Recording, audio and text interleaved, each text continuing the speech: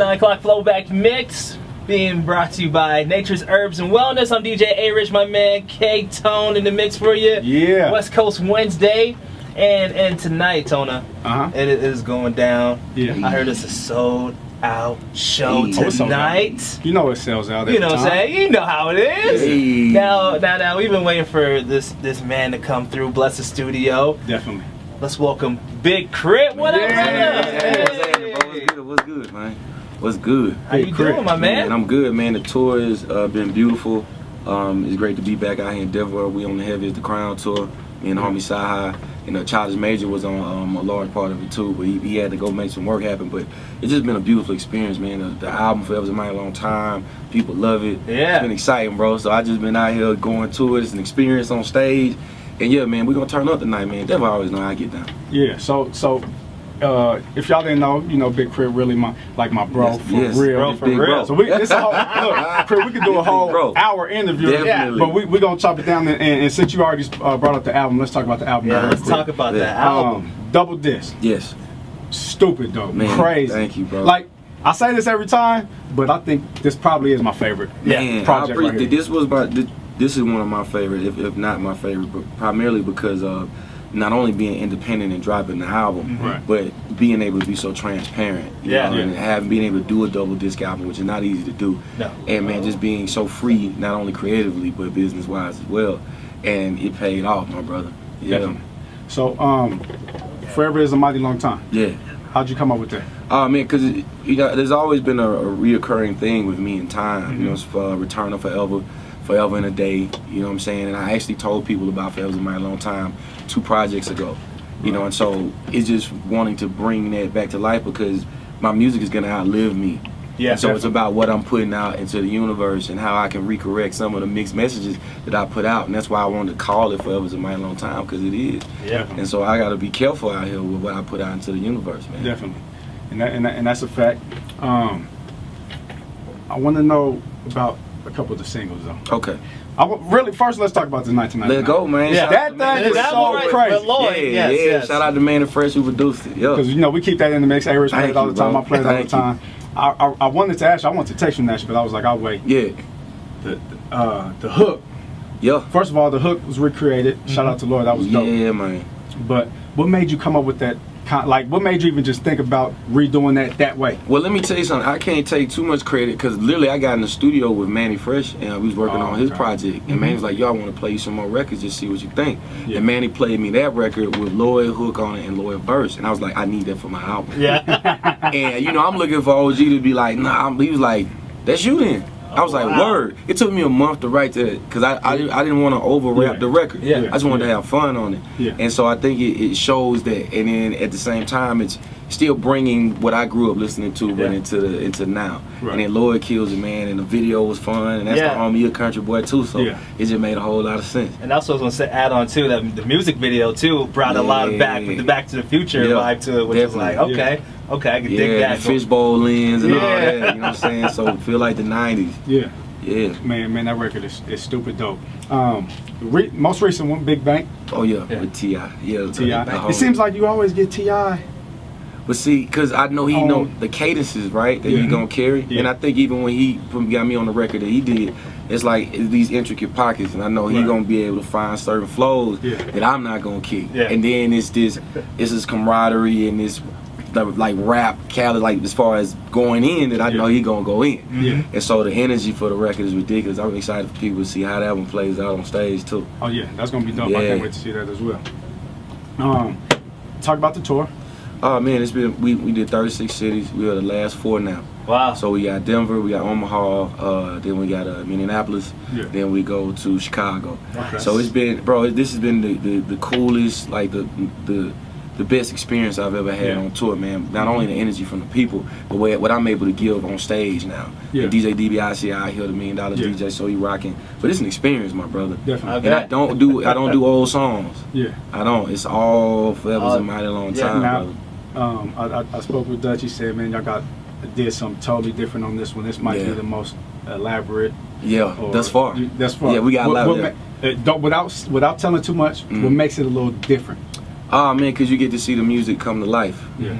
You get to see it's something else visually that helps you understand what I meant, what I was trying to convey, you know, with the music. Right. Yeah, and that's all I can tell you. Now coming to the end, I'll be wanting to ask artists this too. They be on like 40, 50 city tours. Yeah. When it comes to the last leg, yes. Do you tire out? Do you feel like definitely. I lose energy? Like, I'm not gonna give, not necessarily saying Denver, but I'm not gonna give Denver what I gave LA the first day. Oh no, see, I'm talking about tired before the show, like tired while the process of waiting to do sound check.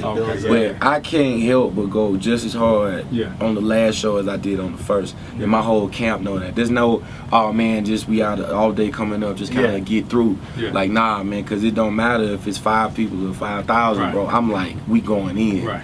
And I'm one of those people, I pass out on stage before I don't give a good show. For real. And that's literally what it be looking like. That's what it kind of looks like. Which is awesome when you go and see a live show. That's what you want, you know? It's an energy, like it's like a family reunion now, so people have seen me perform enough where they know if I'm going in or not. Now. Definitely. Yeah. Definitely. Your favorite city so far? Wow. This tour. Oh man, I would have to say, man. Besides Denver, because it's gonna be your favorite night. Definitely. Yeah, see, that's why I could just say, because Denver ain't happened so yet. far. That's why I said. But so far, I would have to, man, Dallas. It's between Dallas and Atlanta. We sold out Atlanta Tabernacle twice. Wow. Which is a huge feat, right? And those two, and then Dallas was like 4,700 people. Ooh. So yeah, man, 4,700. Yeah, it was crazy. That's some bodies. It was crazy. Oh no, it was a lot of people, man. Maybe 4,500. I ain't gonna do that. Okay. Hey, either way. Either way. Oh no, I'd take it, bro. Yeah. Yeah, man. So real quick, man. We had Lil Flip in the studio the other day. That was up. Shout out Lil Flip. Yeah. And we was talking about the value of relationships. Okay. And I want your take on it, man. Talk about the value of relationships, and do you feel like relationships are worth more than money? I would say definitely keeping a good rapport with people and those friendships. Now really helped me understand it was a really great idea to just be myself the entire time. Because looking at my career now, having the kind of relationship with you, KTONE, Greg Street, these people, Sway, it becomes more like these my homies. So they look out from a perspective that ain't just music, but like, bro, how you doing? How you eating good? How you feeling? And you need that in this industry. Absolutely. And then when opportunities do come about, you want to show love.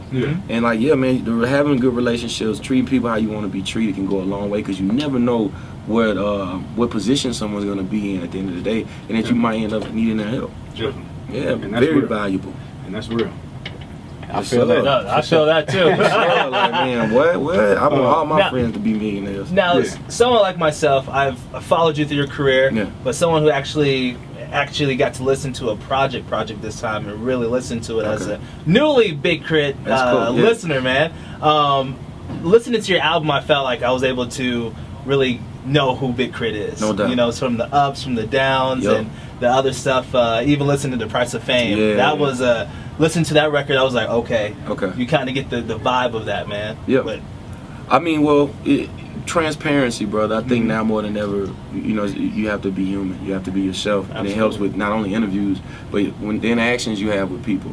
And me, I'd always been putting records like Children of the World, Hometown Hero, The Vent, but then it was hard to sequence it because the rest of the album would be so trunk rattling.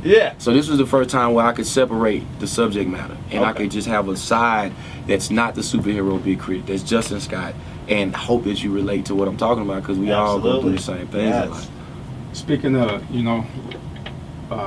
rapping and songs and all that, I know for a fact you like producing. Yes. Yeah, I can't help it. It's hard to step away from the boards, man. Yeah, so after a couple of years, I asked you this a couple of years ago, so do you still prefer producing over touring and rapping, or what's the order now? Because you told me producing, you said I would much rather just produce. You know what? I still put producing at the top, right? Because I think about a lot of the dope artists that I'm having the opportunity to encounter, and I'm really curious about what their movement is gonna be like, what their sound is gonna be like.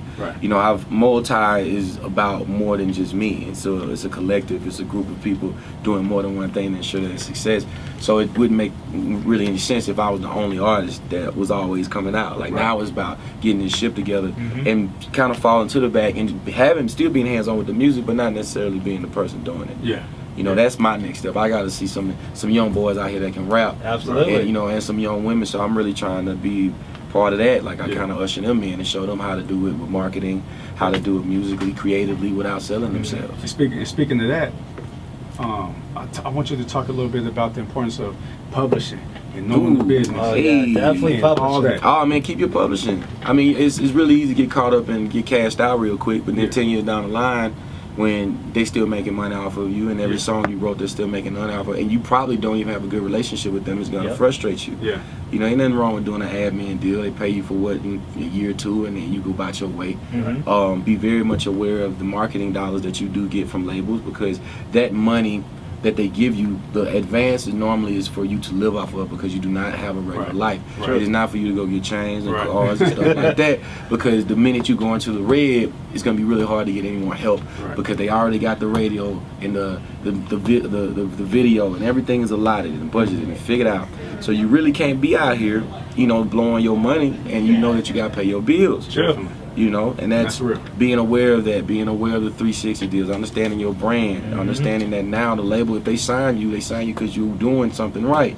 You don't get there and then change. You're gonna lose your fan base and then gain people that have no idea who you are. And without another hit record, you just fall in the cracks. And I think so many artists, you know, don't know that or lose focus of that when it's that time. You know, it's easy to. I mean, because you get there and it's like the bottles and you know it's the environment, but you don't even know like the VIP section and everybody kicking it in came out your budget. It's all your budget. And I think that's surrounding yourself around people who can actually tell you, put you on game. I learned the hard way. I learned the hard way when you ask, well, my album should be in the green, and then they're like, no, and I'm like, well, how? I produced it all, but then it's a lot of money from when you flew up there, and then when the boardroom was there, and the slab of food, and everybody that came out your budget. That was your money. You pay for that. Yeah, you think it's accommodated. You know what I'm saying? It's all good. I'm an artist. Like, I mean, but it's certain people that still want to sign, and certain people that radio is the peak of success for them. And there's nothing wrong with that. Just know once you get that, there's a whole nother world that you have to then get into. So you can't let that just be the mountaintop. Definitely. Yeah. Well, I definitely appreciate you coming. Man, come on, bro. Man, you know I was gonna fall through, bro. Even if we wasn't doing radio. Anything. We was gonna go eat or something. Man, what? We was gonna. It's just wife was gonna cook for you. Something, you know what I'm saying? Yeah. So, nah, bro, this love. But look, real quick, my last segment. This what I'm gonna do. Let's do it. My brand on everything, right? On everything. All right. So you know on everything. You know what that means? Yeah. For sure. Yes. Yeah. I agree. You know what I'm saying? On everything. Yeah. So I want you to tell me if you agree with this, with any of these statements you say on everything. Okay. If you don't, just say I disagree. So your name is King Big K.R.I.T. If people don't know, that's King Remembered in Time. King Remembered in Time. So we're gonna ask you some King questions. All right, bet. Do you think Snoop Dogg is the king of the West? On everything. On everything. Okay. Is Lil Jon the king of crunk? On everything. Is LeBron James the king of basketball right now? Before you go through the right now. On everything. Only because you know. The LeBron Jordan reference. I didn't want to get into the. You don't want to get into the politics. Yeah, politics. No. So I say it right now. On everything. On everything. Okay. Yeah. Are you the king of Mississippi music? At the moment, we can say at the moment. Skip that. Too political. It's not even that, right? I just think, cause you said at the moment. So on everything. On everything. But I think of B.B. King being the king of Mississippi music. That's why I said at the moment too. Because I mean, it could be, there could be a couple names we could bring up. That could be of argument. Absolutely. You know what I'm saying? I understand. Yeah. Look at you, see? At the moment. At the moment. Last question. Let's go. Is K.TONE the king of Colorado? On everything. On everything! On everything. Now Did you come stab on, that? man. So look like Did you stab? He stabbed it. There it is. There it is, Big K.R.I.T. Yo. Live in the studio, DJ K.TONE, DJ A-Rich. See? That segment right there, boy. That segment right there. Appreciate you gotta have your samurai techniques together.